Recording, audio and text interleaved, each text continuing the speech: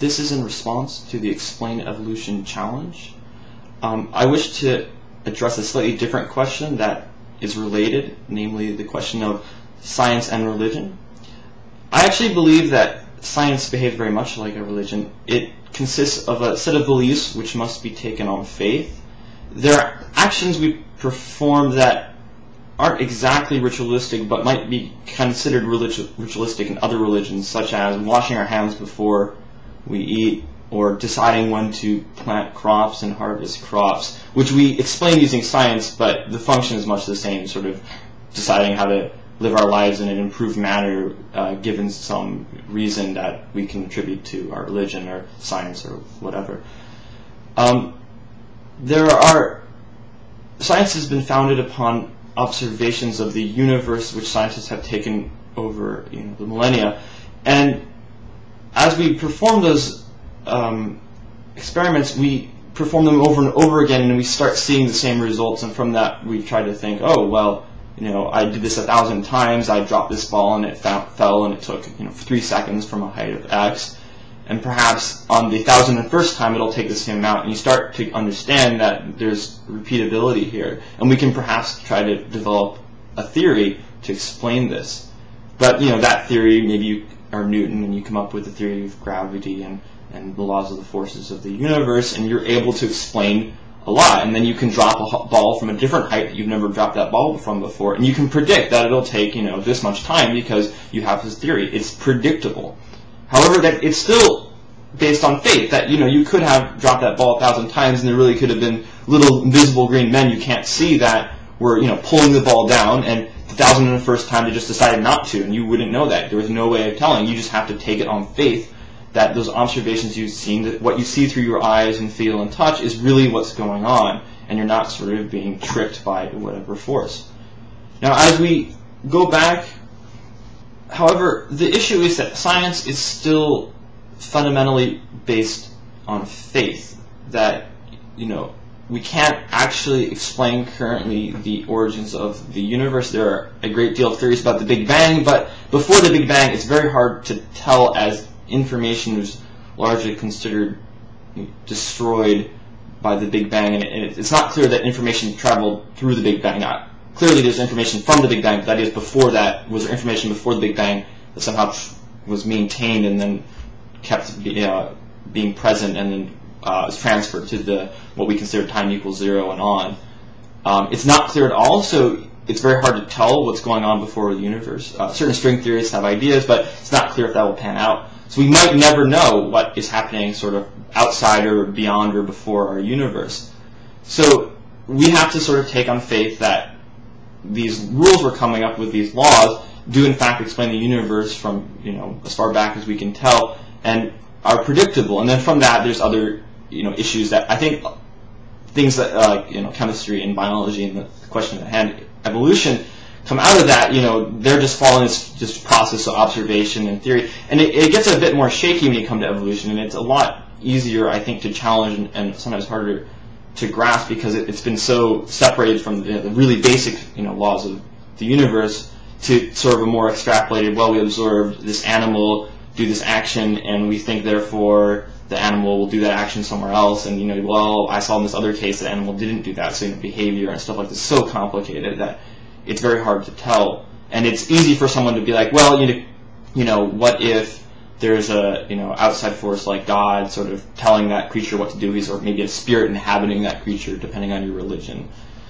So as we come to the question of evolution, it becomes very hazy in that scientists make theories, but they're constantly being shown to be slightly inaccurate, and it's hard for certain people, or a lot of people, to know, well, if last week they said this thing, but this week they're slightly changing it, what is really going on? Should I listen to anything they're saying? But there really is a story happening here, and it's being slightly modified, but it largely is holding it together with evolution, that there's an organism, and through random chance, you might say, something mutates, and a change is observed, and that animal, just because it still wants to live, will try to live on. If it doesn't want to live, it'll die.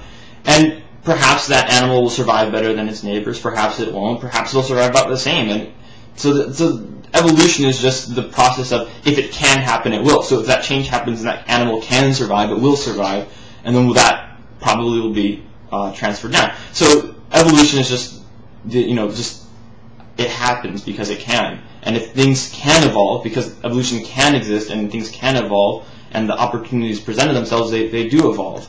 They didn't have to be. We could be stuck in, a planet that's just a big ball of ice with no opportunities for anything to ever evolve. But luckily, we landed on a planet with sort of basic resources.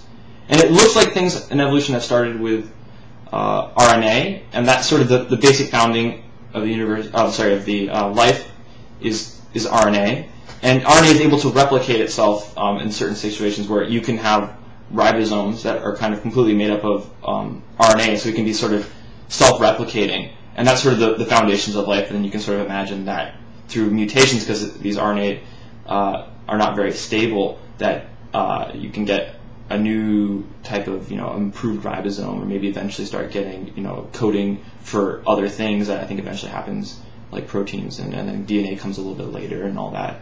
So that's sort of the start, and then you evolve and evolve and evolve, and eventually you get up to humans. And it's a very long process, but not all of it has to be natural selection. Not all of it has to be, A went to B because B is better than A. Sometimes it's just that A went to B because it really wasn't much of a big difference in terms of, how well that animal could live, but B didn't seem to be any worse than A, so it's called something we call drift. And drift seems to be actually a very large component that a lot of people ignore, just that through random chance something happened, and maybe eventually, as you're kind of going through this sort of landscape where you see better and worse, you're kind of moving through kind of a flat part. You can sort of say, well, there's not a lot of selective advantage or disadvantage. Eventually, you get someplace that you have a large change, and then that will suddenly your evolution, selective advantage or disadvantage will come in, and that's where what more people think of evolution as Darwin, which is an earlier theory. And it's not that he's wrong; it's just that there's been amendments to that. And as we go along, we start to see that you have a theory and it's good, but there's always a little bit more that you have to add in. As you get more information, you're able to refine your techniques to see a better bit of the picture, and hopefully eventually you get a pretty darn good a picture, and you can predict what's going to happen. And that's ultimately what you want to do, is be able to explain your universe and predict the future. Because through predicting the future, you can change your future hopefully for the better. As we are humans, and we usually try to change our surroundings to better suit us. It sort of seems to be a common trend through most of society. And through science, we're able to develop something like a car, or a spaceship, or what have you, electricity, and a computer. And in fact, my ability to transfer this video right now is through the predictive ability of science.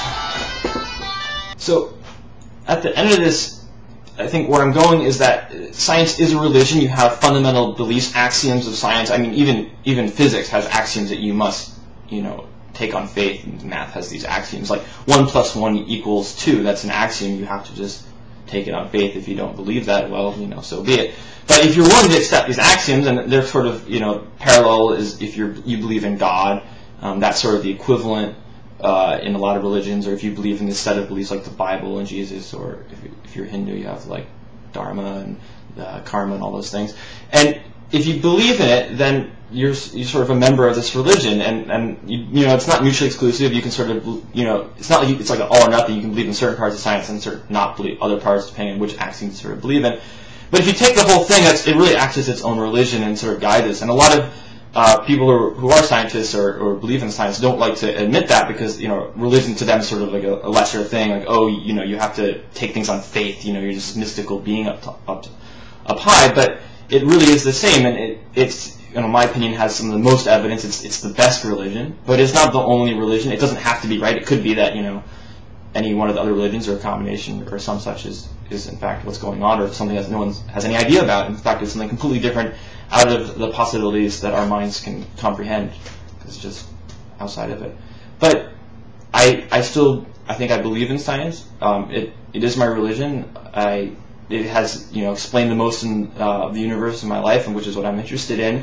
The other religions, I just don't have as much faith personally, but I could see someone else easily having faith in those. I just believe in the power of prediction, and able to, based off of what I believe, able to predict the future and consistently come up with the correct answer. And I think that's ultimately the power. Well, anyway, thank you for your time, and I hope this enlightened you a little bit.